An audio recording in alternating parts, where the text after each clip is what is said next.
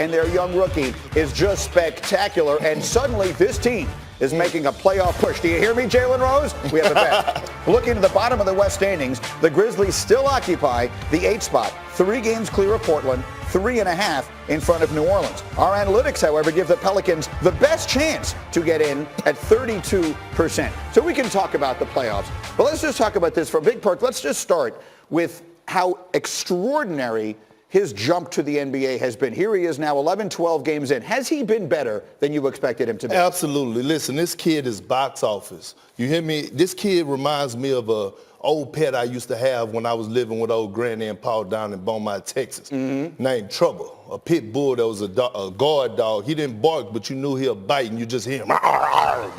Get him up off of him. Listen, one thing about this kid right here, man, Zion Williamson, he moves graceful. They complain about him being 280 pounds, but he plays like he's 240. He runs the court extremely well. And you know, 2 things that impresses me about Zion. One is that you don't find a superstar that has a motor like this on the offensive end and defensive end, and he plays winning basketball. Yeah, to your point, too, since Zion has debuted for the Pelicans, they are second in the NBA in shooting. They are second in pace. They are second in assist percentage to made field goal. And over the last 2 games, 77% of their made field goals have come off of assists. They've spaced the floor, and they get Zion moving.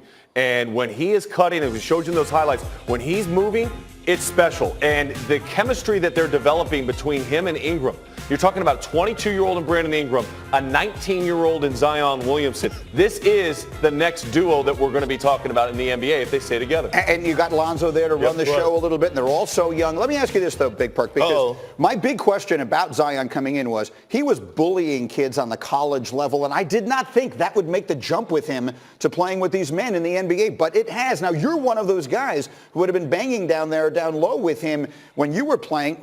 What would you have done with him defensively? Call for a double team. I Really? tell you, yes, man, this kid is a problem. Not only does he has brute strength, but I'm talking about the way he's able to move and the quickness, how quick he gets off of the floor, it causes a problem, Greeny. When you look at this kid, and now much credit to Alvin Gentry because he's putting him in position to be successful. What did you weigh when you played?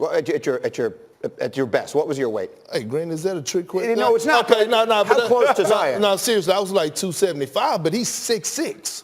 You know what I'm saying? So he's 6'6". It's different. It's only one of Zion. There's no comparison. When I first saw him a year ago at Duke, and you looked at his girth and his chest cavity and the thickness, and then you watched him just literally in layup lines, you're like, oh, my God. I do have to ask the one question, though. I did a whole essay admitting I was totally wrong on this kid last week. But the one moment where he lands like that, at what point will it ever come that we stop worrying about that we stop worrying about the health? I think when you get enough maybe a season or 2 in and he's not injured for that period of time, then you don't worry about it. Until he gets up to that point in time, the only thing that can slow this young man down from being that box office guy is his health. Are you worried about it? Are you worried about the health? I'm not worried about it. I'm not worried about it because he's in good hands with David Griffin, and I know David Griffin is going to surround him with the right medical staff, athletic staff that's going to put him in position to be successful. That's the GM there in New Orleans. Once again, Jalen and I have a bet. I got the Pelicans in the playoffs and Zion for Rookie of the Year, and he's on his way.